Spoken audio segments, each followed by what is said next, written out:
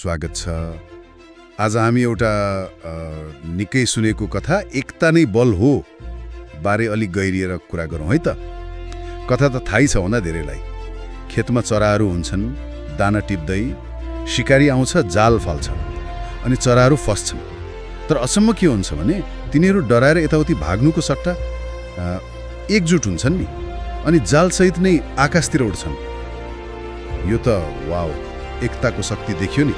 हो, त्यो क्षण त साँच्चै प्रभावशाली छ। मतलब तत्कारको त्यो खतराबाट बच्न उनीहरूले देखाएको त्यो सामूहिक इच्छा शक्ति, त्यसले एकतामा शक्ति हुन्छ भन्ने भनाइलाई चरितार्थ गर्छ।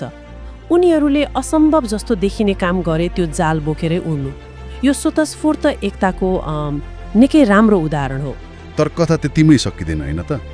बाटोमा हिँड्ने एकजना बटुवाले त शिकारीलाई जिस्क्याउँछ भने भन्छ, हेर त चराहरू त जाल लिएरै उडे। तर शिकारी एकदम शान्त देखिन्छ अनि भन्छ, हेर्दै जाऊ। शिकारीको त्यो आत्मविश्वास, त्यो त साँच्चै विचार गर्नुपर्ने खालको छ है। उसलाई के कुरामा त्यति विश्वास थियो होला, के लाग्छ? हो नि, शिकारीको त्यो धैर्य अनि त्यो प्रतिक्रियाले कथालाई अर्कै तहमा पुर्याउँछ। उसको त्यो शान्त स्वभावले के सङ्केत गर्छ भने उसले बुझेको थियो होला सङ्कटको बेला देखिएको एकता त मतलब आवेगमा आधारित हुन सक्छ, तर त्यो सधैँ टिक्छ भन्ने हुँदैन नि। जालको भार त छँदै थियो होइन र? अनि त्यो भार निरन्तर बोकेर उड्न सानोतिनो कुरा थिएन। एकताले तत्काल खतरा त टारिदियो, तर त्यो जालको निरन्तर भार, त्यसलाई वहन गर्न सायद रणनीति चाहियो या थप समन्वय, जुन त्यो तत्कालको आवेगमा थिएन। भनेपछि एकता आफैमा जादुको छडी जस्तो चाहिँ होइन रहेछ।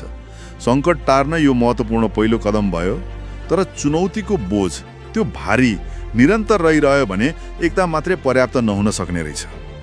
कथामा पनि त उडेको केही समयपछि चराहरू थक्छन् अनि भुइँमा खस्छन् नि। बिल्कुल, ठ्याक्कै त्यहीँनिर एकताको सीमा देखिन्छ। शिकारीले सायद यही कुरा बुझेको थियो, त्यो भारले, त्यो बोझले अन्तत उनीहरूलाई गलाउँछ, थाक्छन् भन्ने। यसले के देखाउँछ भने एकताले तत्काल शक्ति त दिन्छ, तर त्यो शक्तिलाई कायम राख्न, त्यो साझा बोझलाई व्यवस्थापन गर्न र लक्ष्यसम्म पुग्न निरन्तर प्रयास चाहियो।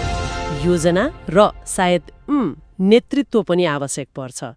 तत्कालको प्रतिक्रिया एउटा कुरा भयो, दीर्घकालीन सहन शक्ति अर्कै कुरा हो। यो त समूहहरूले सामना गर्ने वास्तविक चुनौती जस्तै सुनियो नि होइन र?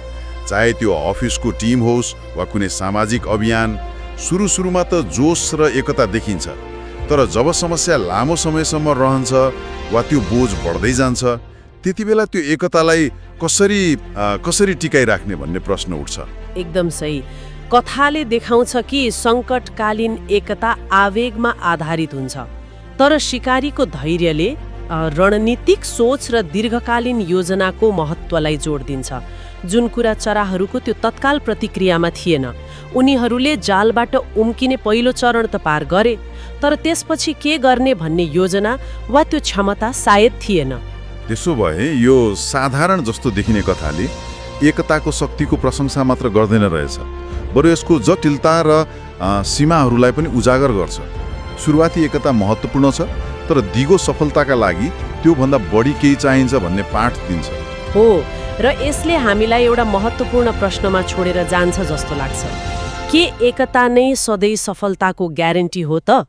खास गरी जब चुनौती ठुलो छ, भारी छ र लामो समयसम्म चल्ने खालको छ।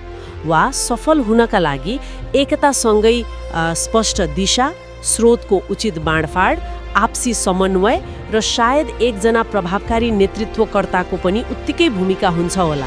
यो प्रश्नमा विचार गरिरहनु खै सान्दर्भिक होला जस्तो लाग्छ।